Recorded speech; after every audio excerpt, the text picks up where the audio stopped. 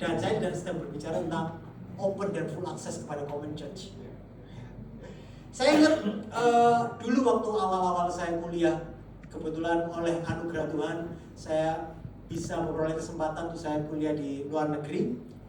Nah, waktu di luar negeri itu pada waktu saya kuliah, saya setiap hari itu naik bis pergi dan pulang dari kampus, dari rumah kos ke kampus itu perlu naik bis. Nah, jarak tempat kosnya memang agak jauh.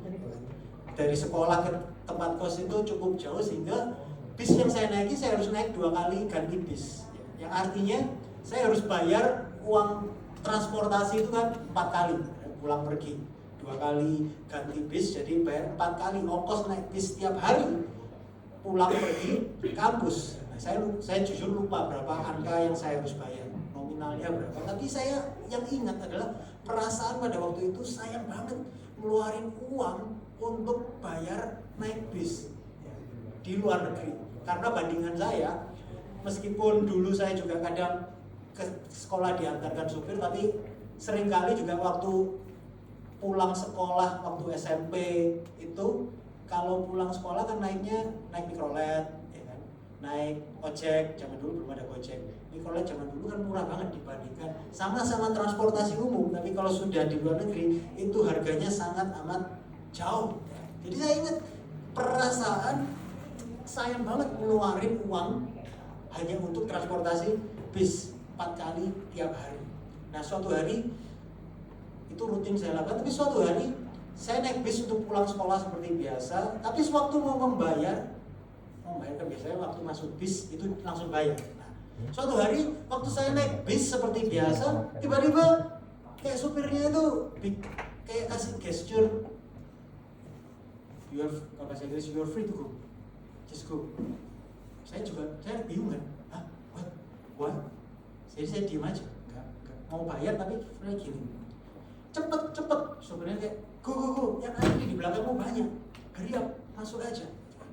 Saya tetap bingung, are you sure? Why? Kenapa? Ada yang salah? Ada apa? Lalu mungkin karena supirnya ini sadar ya, kalau ini anak culun, udah orang Asia ya kan, cepetan gitu. Akhirnya dia tunjuk saya gini. Saya juga bingung, kenapa ini, ada apa? Ya kan? Ternyata dia akhirnya tunjuk, terus saya sadar, oh saya lagi pakai kayak lanyard gitu, kartu identitas mahasiswa. Saya sedang pakai kartu identitas mahasiswa saya. Ternyata saya baru tahu setelah sekian lama, sebagai mahasiswa yang saya masukin universitas pemerintah, kalau di sini universitas negeri lah ya, universitas negeri, public university di kota saya kuliah, ternyata saya punya akses gratis pada berbagai layanan publik di kota itu, termasuk salah satunya transportasi umum. Dan sejak saat itu aku naik bis gratis hanya dengan menunjukkan kartu identitas saya. Dan it's just getting better. Kalau kalian kenal saya ini pecinta basket. Dan ternyata dengan hanya menunjukkan kartu identitas saya bisa masuk memakai lapangan basket yang kualitasnya, kalau kalian penggemar NBA, kalau penggemar basket, kalian pasti angan-angan tertinggi adalah main di lapangan dengan kualitas setarafnya NBA. Dan itu yang bisa saya dapatkan. Saya dapat akses ke gym, ke lapangan basket dengan kualitas NBA dan berbagai fasilitas lainnya hanya dengan menunjukkan identitas mahasiswa. Tiba-tiba semua akses terbuka ketika aku pakai kartu identitas mahasiswa. Tapi sampai di sini mungkin ada mata-mata anak-anak muda biasanya yang pikirannya kritis dan pikir, itu kan bukan gratis. Sebenarnya kan kamu bisa punya akses itu kan karena kamu bayar uang sekolahnya. Dan apalagi kayaknya kamu nggak mungkin bayar, anak SMA baru lulus nggak mungkin bisa bayar uang sekolah semahal itu, bisa sampai ke Amerika lagi. Pasti nggak pakai uang sendiri. Memang. Pasti yang bayar orang tuamu kan? Ya betul, ya kan? Jadi enak kamu yang nikmati, tapi yang bayar kan sebenarnya ada yang bayar, yaitu orang tuamu, papa mamaku. Dan exactly correct, betul.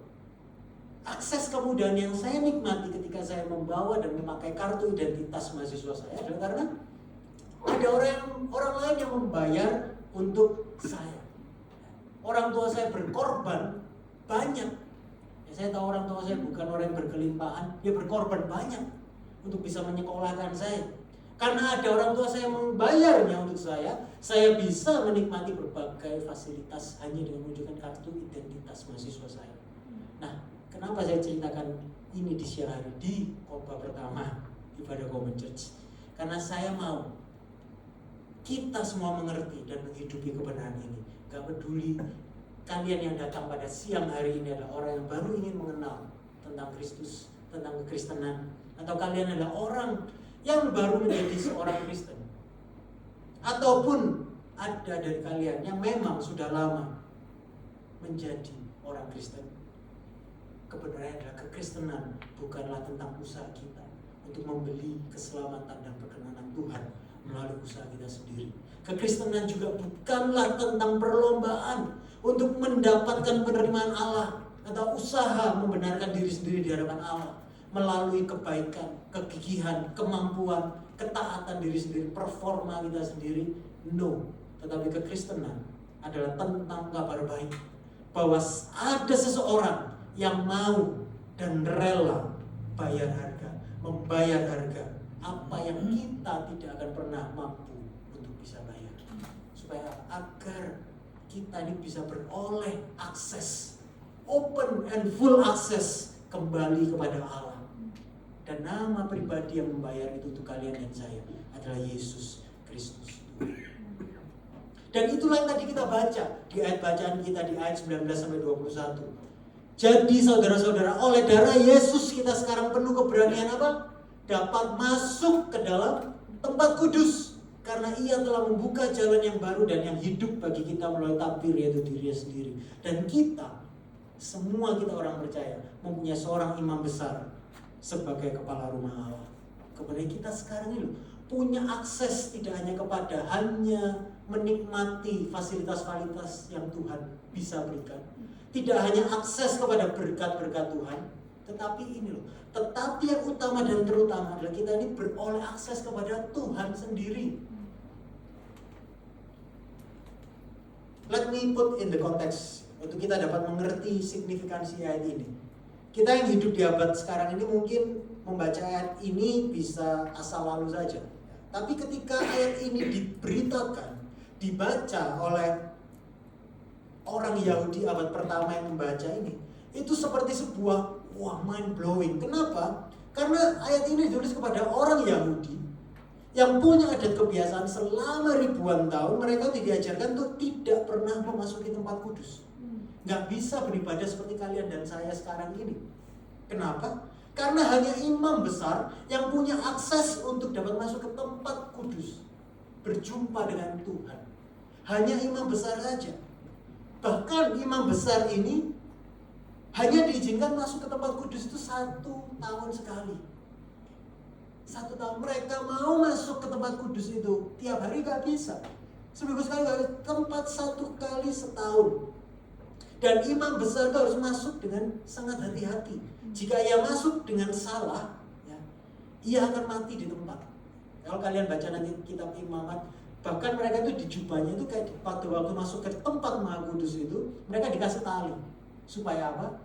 Sewaktu-waktu kita nggak pernah tahu apa yang terjadi dengan imam itu. Kalau sampai dia mati di sana, jadi orang yang mau ngambil mayat pun tuh nggak bisa. Kalau mereka masuk, mereka ikut mati. So bagaimana mereka kasih tali supaya kalau misalkan imam itu memang ditemui berdosa sehingga dia mati, tidak berkenan di hadapan Tuhan, maka di tempat Tuhan kudus orang yang di luar itu bisa menariknya keluar tanpa harus berhadapan dengan Tuhan yang maha kudus. Jadi sistem dan struktur dalam perjanjian lama memang merancangkan untuk gak semua orang bisa masuk ke tempat kudus. Tetapi ayat ini berkata apa?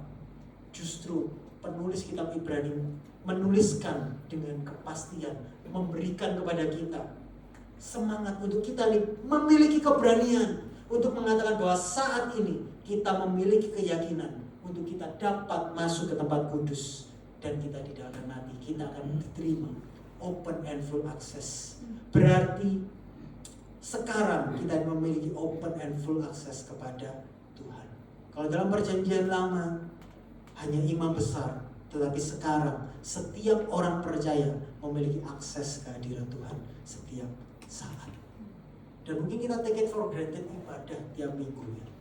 Padahal kalau kita bisa mengalami perjumpaan dengan Tuhan secara pribadi dalam ibadah mingguan kita, itu gak akan mungkin bisa kita dapatkan kalau tidak darah Yesus yang membuat kita dapat masuk ke tempat kudus. Kalau bukan karena Ia yang buka jalan yang baru dan hidup bagi kita melalui tabirnya. Wow, this is a good news.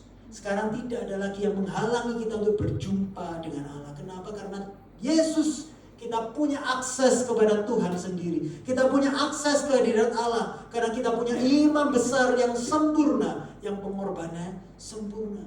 Jadi Yesus adalah satu-satunya tiket ke hadirat Tuhan. Kita masih sering berpikir bahwa yang membuat kita bisa menghadap Tuhan karena kita orang baik. Karena kita taat.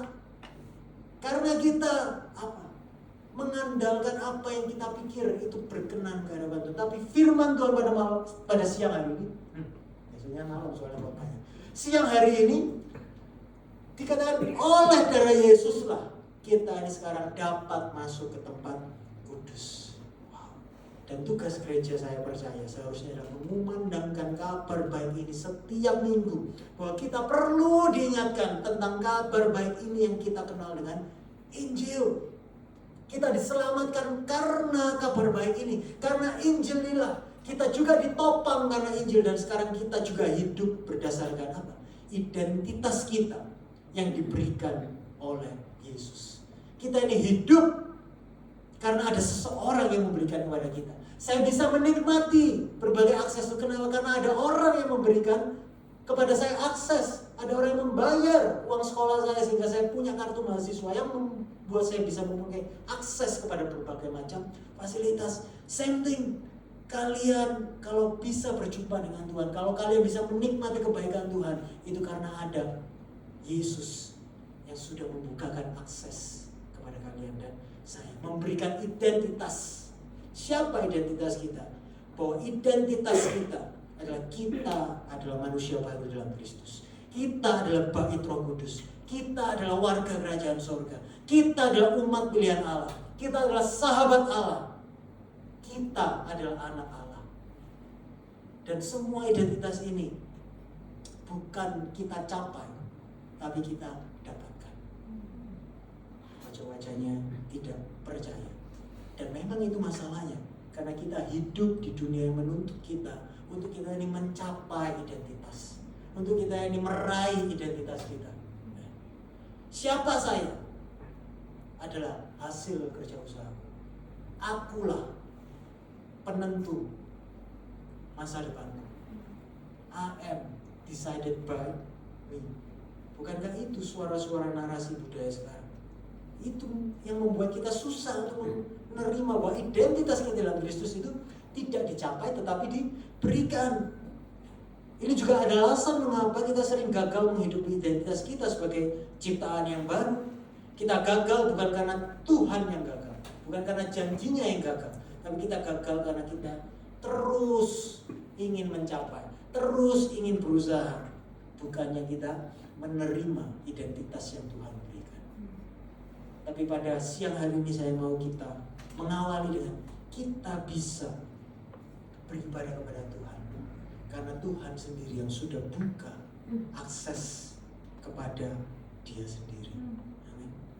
Nah, kalau kita mengenal identitas kita dalam Kristus, ayat yang tadi kita bacakan ayat 22 sampai 25, 3 ayat selanjutnya menjelaskan pada kita kalau akses kepada Allah sudah sepenuhnya terbuka, kita sudah diberikan identitas dan kita terima dengan iman, maka identitas sebagai anak Allah sudah diberikan, maka kita diundang untuk menjadi apa? Kita diundang untuk menjadi umat yang beriman. Kita diundang untuk menjadi umat yang penuh pengharapan. Dan kita juga diundang menjadi umat yang penuh kasih. Ayat 22 dan 25 itu berkata tentang faith, hope, and love. Kita diundang untuk jadi umat yang beriman. Buktinya apa kalau kita ini orang yang di dalam Kristus, menerima identitas dalam Kristus? Kita jadi umat yang beriman, kita jadi umat yang berpengharapan, dan kita jadi umat yang penuh kasih. Hanya ketika kita di dalam menghidupi identitas itulah kita bisa beriman yang sejati, kita bisa berpengharapan yang teguh, dan perbuatan kita juga dipanggil untuk mengasihi sesama. Nah, ini akan saya bagikan secara singkat. Umat yang beriman, umat yang penuh pengharapan, dan umat yang penuh kasih. Ayat 22 kita baca, karena itu marilah kita, setelah identitas diberikan, open and access itu diberikan kepada kita, ada undangan. Marilah kita, karena itu marilah kita menghadap Allah dengan hati yang tulus, ikhlas, dan keyakinan iman yang teguh. Oleh karena hati kita telah dibersihkan dari hati nurani yang jahat, dan tubuh kita telah dibasuh dengan air yang murni. Yang pertama, kita diundang agar kita mendekat kepada Allah dengan iman. Maksudnya kita nggak memerlukan janji untuk mendekat kepada Allah. Namanya anak Allah. Ya. Anak saya nggak perlu bikin janjian sama saya. Dan kalau ketemu Dedi bisa jam berapa? Apakah hari Senin jam 10 pagi Dedi bisa bertemu dengan Jadi? Anak saya namanya Jadi. Cuma 10 menit, jadi aku tidak akan menyita waktu Dedi terlalu lama, hanya 10 menit. Apakah Dedi bisa? Namanya anak nggak pernah melakukan itu. Ya. Kalau tahu punya bapak dan bapak yang penuh kasih, seorang anak datang kepada saya setiap waktu, ya. Bahkan tanpa tahu saya ini lagi sibuk atau tidak. Ya. Dia bisa datang kepada saya, minta ketemu saya at any time. Ya. Undangan Yesus kepada kita adalah agar kita mendekat kepada Allah dengan iman. Tidak perlu janji, tidak pernah ada waktu yang salah untuk kita datang kepada Allah. Kita punya keyakinan bahwa Allah tidak akan pernah menolak kita ketika kita datang kepada Dia. Wow. What a privilege. Sebuah hak istimewa. Kalau kita tahu identitas ini kita siapa, kita nggak takut lagi datang kepada Allah.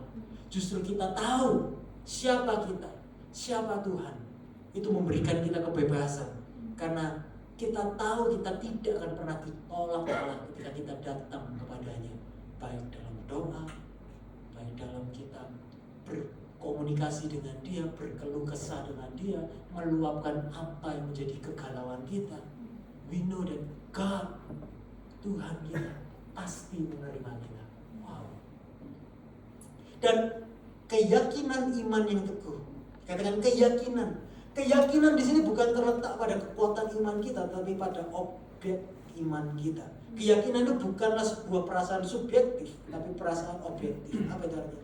Kita punya keyakinan penuh bahwa Allah pasti menyambut kita ketika kita mendekat, karena kita tidak mendekat berdasarkan pencapaian kita, tetapi berdasarkan apa yang Yesus sudah kerjakan di dalam kita. Nah, tapi boleh gak kalau saya mengajukan satu pertanyaan, beberapa pertanyaan? Mengapa kita ini mendekat kepada Tuhan? Kadang kita ini doa untuk apa? Apa tujuan kita mendekat kepadanya? Apa yang coba kita dapatkan dari mendekat kepada Tuhan? Nah, ini pertanyaan penting. Kenapa? Karena orang dapat mendekat kepada Tuhan dengan berbagai alasan. Dan gak sedikit orang yang datang mendekat kepada Tuhan dengan alasan yang salah, dengan motivasi yang salah. Beberapa minggu yang lalu atau beberapa waktu yang lalu, saya ngobrol dengan seorang teman dekat saya, dan kita sering ngobrol berbagai macam hal. Tapi ujung-ujungnya karena temennya ini pendeta, ya kadang kebanyakan kalau sejak saya berprofesi sebagai pendeta, kebanyakan orang ngobrol sama saya, ujung-ujungnya nanti topik pembicaraan akan mengarah pada Alkitab dan teologi. Nah, teman saya, kita ngobrol, dan pada waktu saya ngobrol dengan teman baik saya ini, dia bertanya tentang fenomena, kan gereja ini, faktanya gereja itu banyak sekarang. Nah, dia tanya, mana batasan yang saya pakai untuk menarik batasan bahwa ajaran gereja itu sudah menyimpang dari kebenaran.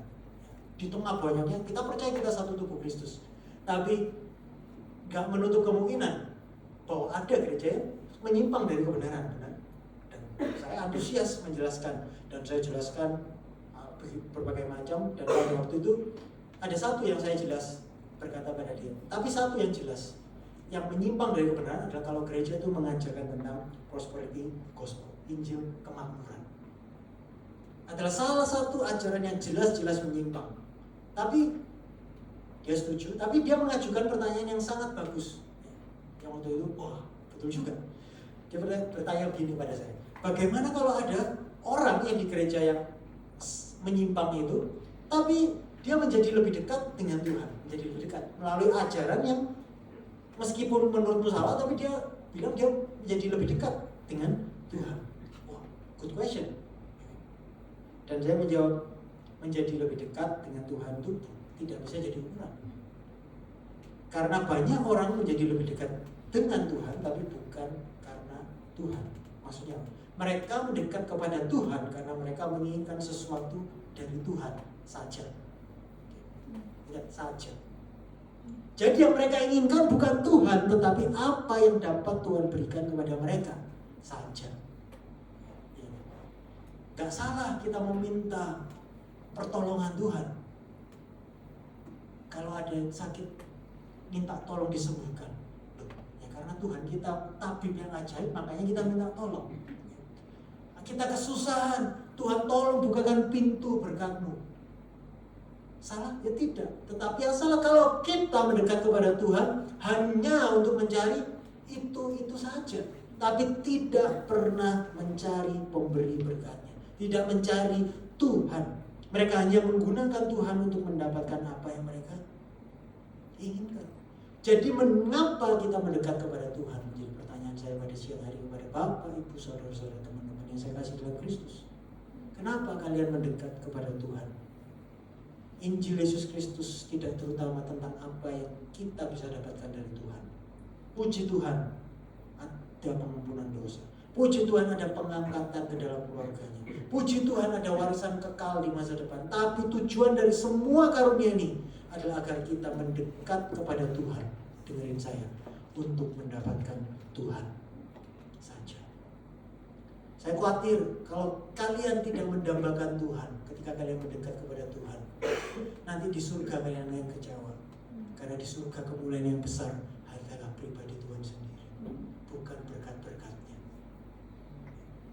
Dan Tuhan memanggil kita untuk kita bisa menikmati anugerah terbesar surga itu. Gak nunggu nanti di surga langit dan bumi baru, tapi sekarang pun kita bisa menikmati kemuliaan terbesar surga, yaitu pribadi Allah sendiri.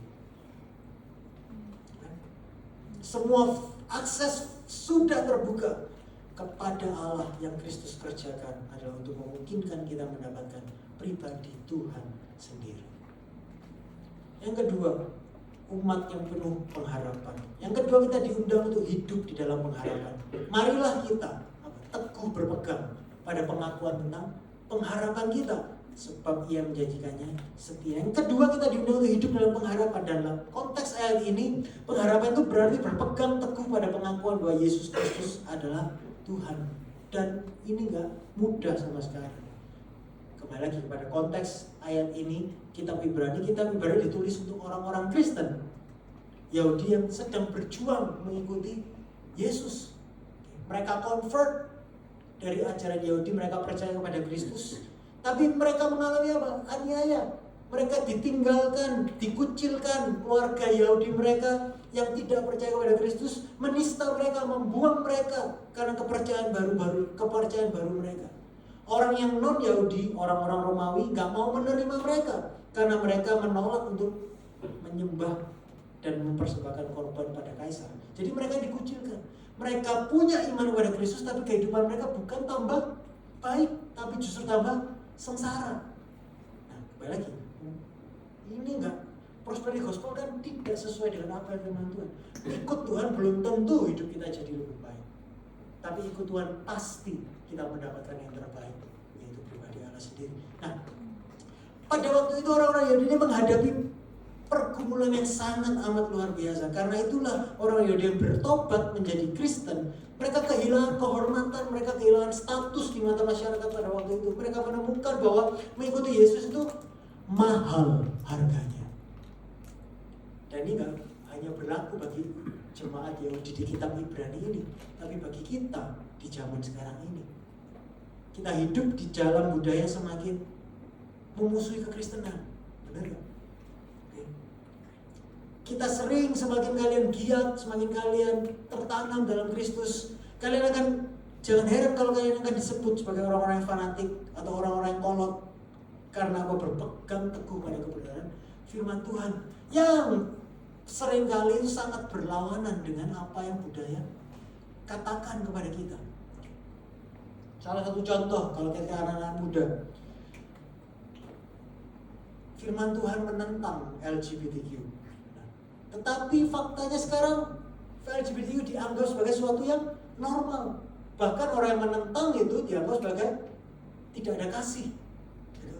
Berlawanan. Oke, LGBTQ terlalu Amerika yang sekarang di sini. Tahu nggak? Kalau kemarin saya baca survei, banyak orang sekarang, orang Indonesia, orang Timur yang tidak mau menikah, tapi mereka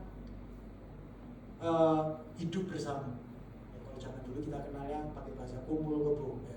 Kalau bahasa sekarang lebih modernnya, ya love without any strings.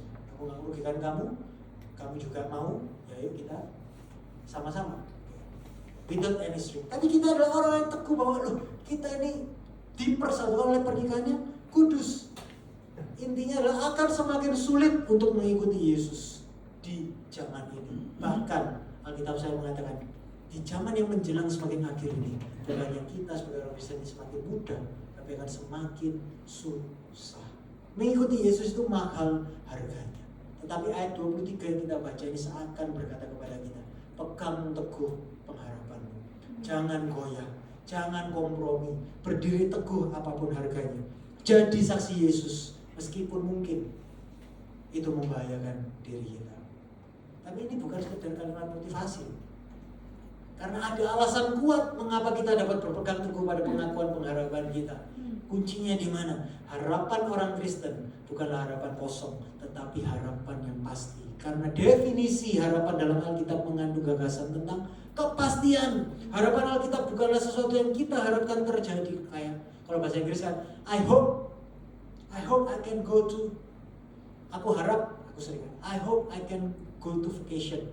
Aku harap aku bisa liburan. Harapanku kan bisa jadi, bisa tidak. Tapi ketika Alkitab mengatakan harapan, di sana adalah harapan sesuatu yang akan terjadi dan tidak akan bisa gagal. Karena harapan kita tidak bergantung pada keadaan dan situasi. Harapan kita tidak kosong, tapi harapan kita terletak pada bagian terakhir dari ayat 23. Apa itu? Sebab Ia yang menjanjikannya setia. Wow. Dengan kata lain pahami ini, kekuatan pengharapan kita itu adalah kesetiaan pribadi Allah. Kita tidak menaruh harapan kita pada kekuatan kita untuk berpegang pada Allah, tapi justru kesetiaan Allah lah untuk berpegang pada kita. Bukan kekuatan kita yang menggandeng Allah, tapi kekuatan tangan kanan Allah yang memegang kita lah yang menjadi sumber pengharapan kita. Kalau kita mengerti ini, kita ini kan hidup dalam identitas yang bisa rest. Kita nggak diombang-ambingkan. Situasi keadaan kita bisa menggoyangkan kita. Tapi kalau kita punya iman, kita punya kepercayaan, kita punya hope yang pasti bahwa kita tahu ada tangan Tuhan yang memegang tangan kita. Hidup kalian, hidup kita, hidupku akan baik-baik saja. Amin. Gak mungkin Tuhan itu berdusta. Karena Tuhan adalah Tuhan. Tuhan menjadi Tuhan karena Dia hanya bisa berkata ya. Kalau Dia berjanji, Dia pasti akan menggenapi. Dan selama Tuhan adalah Tuhan, Dia pasti akan menepati janji-janjinya. Haleluya. Puji nama Tuhan. Yang ketiga, umat yang penuh kasih. Ayat 24-25, dan marilah kita saling memperhatikan supaya kita saling mendorong dalam kasih dan dalam pekerjaan baik. Janganlah kita menjauhkan diri dari pertemuan-pertemuan ibadah kita seperti dibiasakan oleh beberapa orang, tetapi marilah kita saling menasihati dan semakin giat melakukannya menjelang hari Tuhan yang mendekat. Yang ketiga, kita diundang untuk saling. Umat yang penuh kasih. Kasih itu bukan proyek solo. Aku gak bisa berkata aku mengasihi, tapi aku tinggal sendirian. Aku pribadi yang seorang diri. Gak bisa. Kasih memerlukan pribadi yang lain. Dan di sini dikatakan bahwa kekristenan bukan proyek solo, melainkan proyek bersama. Mungkin kalian ada yang punya prinsip bahwa seorang gak harus pergi ke gereja untuk menjadi seorang Kristen. Gak bisa.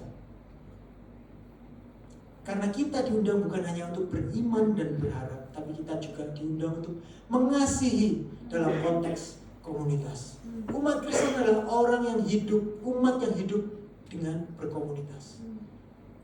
Dan coba dengerin baik-baik, komunitas itu bukan pilihan.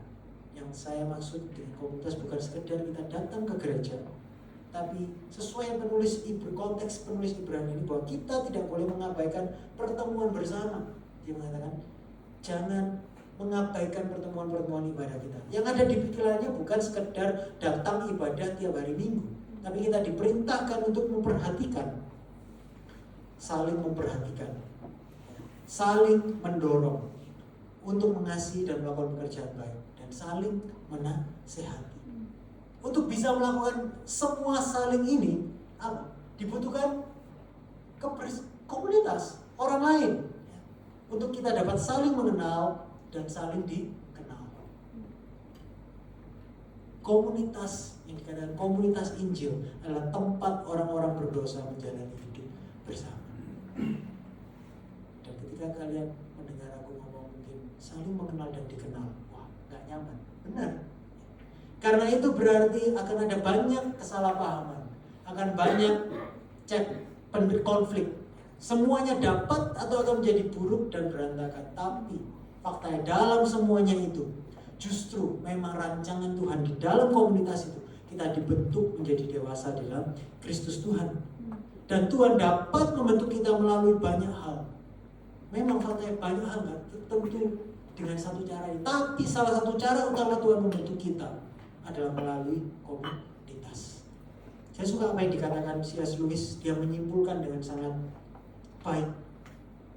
C.S. Lewis berkata, Kristus bekerja dalam diri kita dengan berbagai macam cara. Tetapi terutama, Ia bekerja dalam diri kita melalui satu sama lain. Kita adalah pembawa Kristus bagi satu sama lain.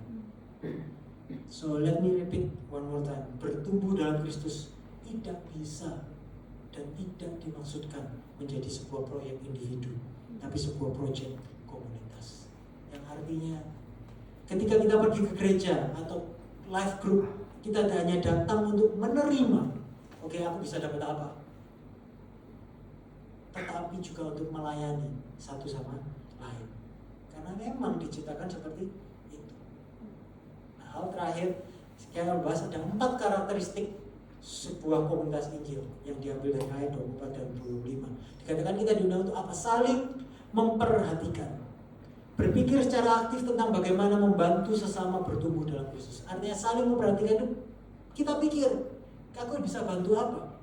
Ketika kita kumpul dalam sebuah komunitas, kita ini seharusnya perlu mengajukan pertanyaan, oke, how can I help sesamaku ini bertumbuh? Pernah nggak kalian berpikir itu? Jika kita hanya datang dan bertemu untuk bersenang-senang, nggak seperti itu konsepnya. Tapi perkumpulan ibadah seharusnya adalah bermaksud untuk kita ini saling memperhatikan. Oke, aku lihat temanku yang di sini kayaknya dia sedang mengalami kesusahan. Kenapa ya kok? Biasanya wajahnya ceria, tapi kali ini kok sesuatu murung terus. Apakah kita saling memperhatikan? Atau kita ini nggak pernah memperhatikan? Tapi sebuah komunitas Injil seharusnya berisi individu-individu yang saling memperhatikan. Yang kedua, saling menegur. Ayat 24 dalam bahasa Inggrisnya, yes, let us consider how to stir up one another to love and good works. Bahasa Indonesia saling mendorong, tapi kayaknya itu nggak sesuai dengan bahasa aslinya. Yang bahasa Inggris stir up atau provoke, mengaduk. Provoke itu mengaduk. Jadi saling mengaduk loh, saling menegur lah. Kalau tak bahasakan di sini paling mendekati adalah menegur. Tahukah apa artinya dalam bahasa Yunani stir up ini? Artinya secara literal itu saling mengganggu. Kita diundang untuk saling mengganggu dalam sebuah komunitas. Di sini tampang-tampangnya, kalau saling mengganggu, saya bisa banget melakukan ini ya. Ini kayak karunia alami saya, mengganggu satu sama lain. Tapi bukan itu yang dimaksud di sini. Maksud saling mengganggu di sini, provoke, to stir up, adalah paling mendekati adalah menegur satu sama lain dalam kasih untuk hidup dalam kebenaran. Kita diperintah untuk saling mengganggu satu sama lain, untuk mengasihi dan melakukan perbuatan baik. Berarti kita bisa nggak setuju, kita bisa menegur dengan keras karena kita mengasihi orang lain. Bahkan faktanya kita membutuhkan orang-orang di sekitar kita untuk dapat menegur kita dengan keras. Jika tidak, kita ini nggak akan bisa bertumbuh. Kita perlu mengizinkan diri kita diganggu. Kenapa? Karena Amsal 27:17 kan menjelaskan besi menajamkan besi dan orang menajamkan sesamanya. Dan kalian tahu nggak bagaimana besi itu menajamkan besi? Bukan dipeluk, bukan dielus-elus, tetapi dengan digosok berlawanan arah. Sama juga dengan komunitas. Kalau mau bertumbuh, dan yang rancangan Tuhan, komunitas yang Injil, komunitas yang bertumbuh adalah komunitas di mana kita punya wadah, punya ruang untuk kita bisa saling menegur. Kenapa?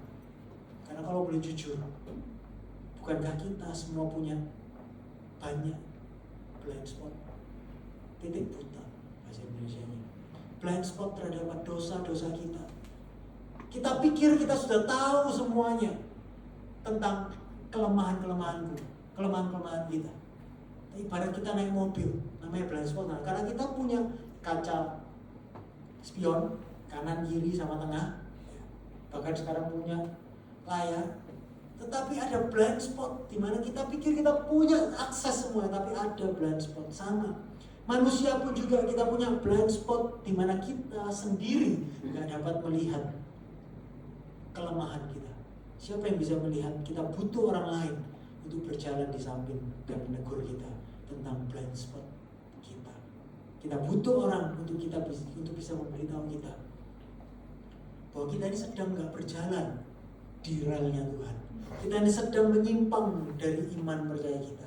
Kita perlu melakukan hal yang sama juga, nggak sekedar menerima, juga kepada orang lain. Seorang sahabat bukanlah orang yang selalu setuju dengan kita, betul? We know one of our best friend, dan kita call orang itu best friend bukan karena dia selalu orang yang yes sama kita, benar? Tapi dia adalah orang yang bisa menegur kita, bisa disagree with us. That's why dia disebut best friend. Apa kita punya orang tersebut dalam komunitas kalian sekarang? Seorang yang bisa langsung berbicara kepada kita, salah yang kamu lakukan, kamu gak bisa melakukan itu. Nah, ini waktu nyiapin ini kayak nyambung sama live group kita yang minggu lalu. Kita memang dipanggil untuk menegur, bukan menghakimi, tetapi menegur. Dan memang inilah cara komunitas Injil bertumbuh di dalam Kristus. Karakteristik ketiga, saling menguatkan. Sebentar lagi selesai. Not neglect, bahasa Inggrisnya, not neglecting to meet together as is the habit of some, but encouraging one another. Saling mendorong, encourage, saling menguatkan. Kita gak hanya perlu saling menegur, tapi kita juga perlu saling menguatkan.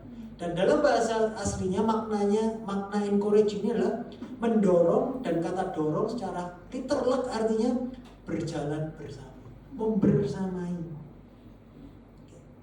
Artinya kita pakai posisi sepatu mereka, kita menempatkan diri kita pada posisi orang lain untuk mendukung mereka dan berjalan bersama. Dan kita butuh orang-orang yang dapat menegur kita, menyampaikannya dengan kasih karunia. Tapi kita juga perlu orang-orang yang mau berjalan bersama dengan kita.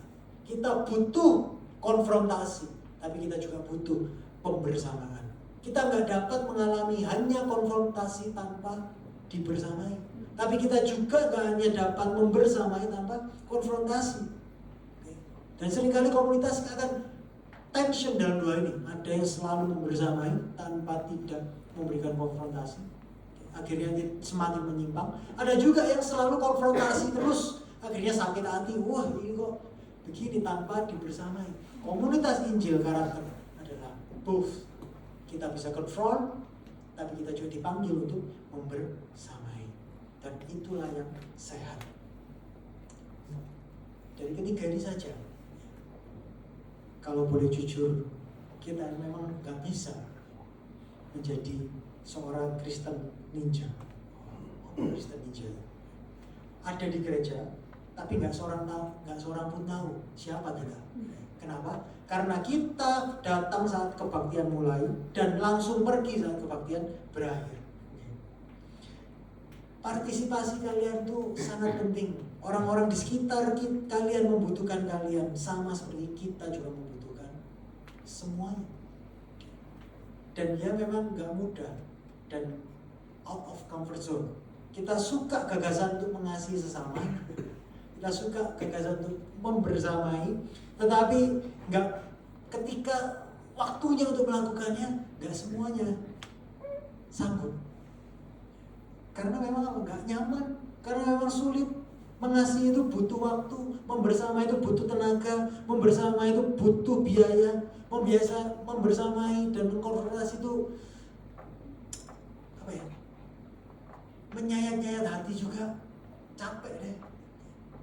Tapi itulah cara kita bertumbuh sebagai orang Kristen. Bahkan saya berani katakan itu satu-satunya untuk kita bisa bertumbuh di dalam iman kita. Dan mungkin kalau kita merasa imanku kita nggak bertumbuh, mungkin salah satunya adalah karena kita selalu menghindari berkomunitas, selalu menghindari untuk kita punya tertanam di komunitas Injil. Yang terakhir, nomor 4, berkumpul beribadah bersama dikatakan. Ingat konteks kitab Ibrani berkata bahwa mereka mengalami ancaman terhadap hidup mereka karena mereka jadi orang Kristen.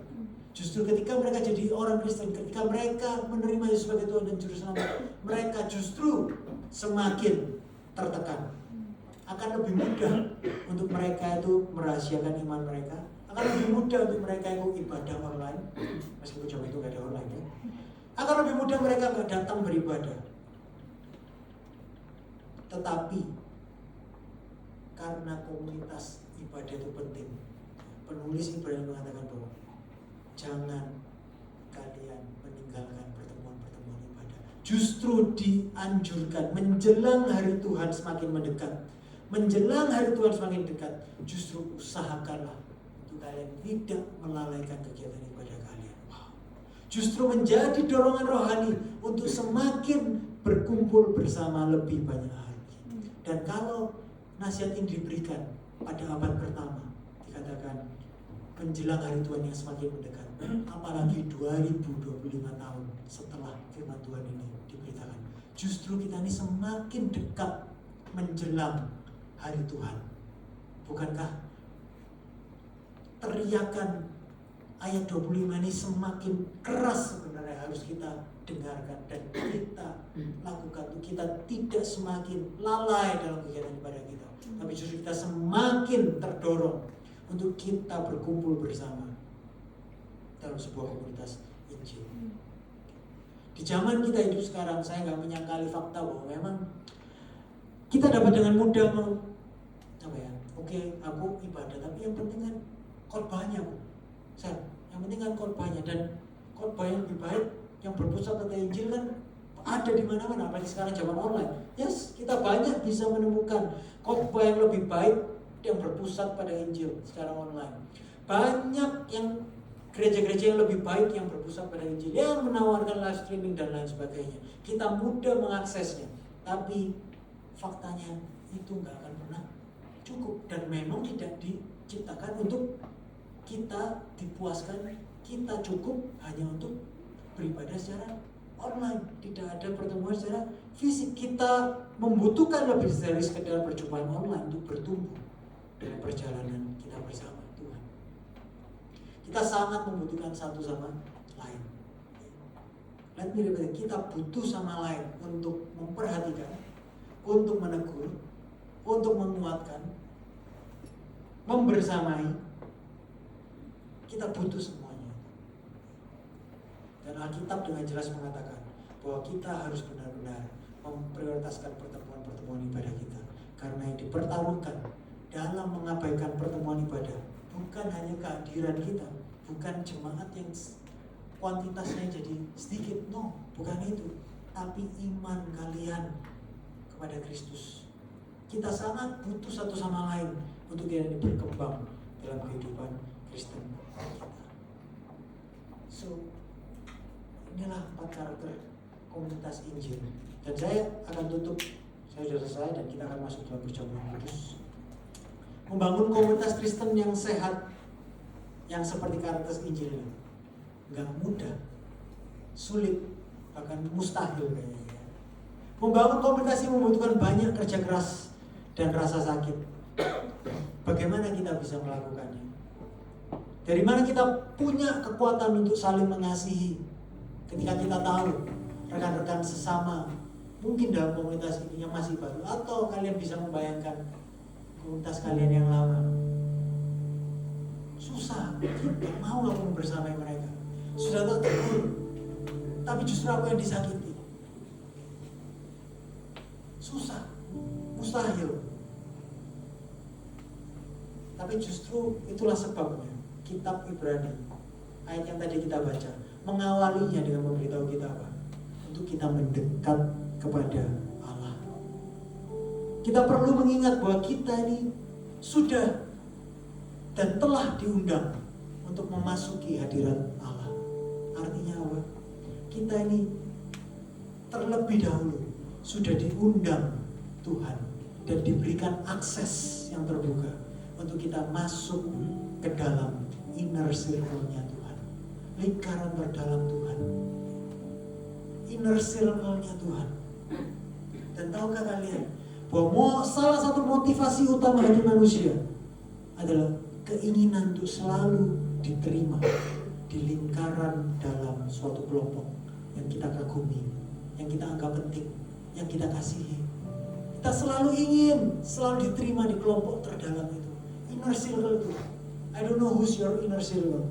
Mungkin itu keluarga kalian, mungkin itu pertemanan kalian, mungkin itu rekan perkantor kalian, rekan kerja kalian. Kita selalu ingin untuk kita selalu diterima di lingkaran terdalam, inner circle, suatu kelompok yang kita kagumi, kita anggap penting. Kita perlu merasa jadi bagian dalam kelompok itu. Dan jika kita bukan bagian dari lingkaran itu, kita merasa gak aman. Kita semua punya keinginan untuk selalu diakui dan diterima oleh lingkaran inner circle itu. Benar? Yes. Dan penulis kitab Ibrani memberitahu kita bahwa karena Yesus kita telah diterima di lingkaran terdalam, inner circle yang sejati. Kita sepenuhnya sudah diterima ke dalam inner circle. Inner circle-nya apa? Lingkaran Bapa, Putra, dan Roh Kudus. Kita telah memiliki akses yang terbuka dan penuh, sepenuhnya itu. Kita dapat memasuki lingkaran terdalam itu dengan keyakinan karena Yesus, Sang Anak Tunggal Bapa, telah ditolak di kayu salib demi kita. Yesus menanggung penolakan yang seharusnya kita terima agar kita yang tidak layak dan berdosa ini dapat diterima ke dalam lingkaran terdalam Allah Tritunggal itu. Dan ketika kita tahu bahwa kita telah diterima ke dalam lingkaran yang utama yang sejati, kita bisa mengasihi sesama kita dengan tulus, dengan cinta yang sejati. Keinginan kita untuk masuk ke dalam lingkaran inner circle yang lain akan sirna karena kita sudah memiliki penerimaan yang sempurna, pengakuan yang sempurna, yang sejati itu yang sudah kita terima di dalam Kristus Yesus. Dan ketika kita memiliki keyakinan bahwa kita tidak akan pernah ditinggalkan, bahwa kita dikasih sepenuhnya oleh Tuhan, hal itu akan mengubah hubungan kita dengan satu sama lain secara radikal. Dan Injil adalah kekuatan bagi komunitas Kristen. Dan kekuatan Injil inilah yang saya percaya menjadi satu-satunya dasar komunitas Common Church for All Common People ini, yang akan menyatukan kita, bukan karena hamba Tuhannya sempurna, karena hamba Tuhannya bertalenta, Bukan karena orang-orangnya cool, bukan karena orang-orangnya baik, tapi karena satu sama lain ini mengenal Injil, menghidupi Injil, dan ditopang oleh Injil. Yaitu kita hidup di dalam identitas kita yang kita terima di dalam Kristus Yesus. Mari kita siapkan hati untuk kita masuk dalam liturgi perjamuan kudus. Terima kasih Tuhan Yesus.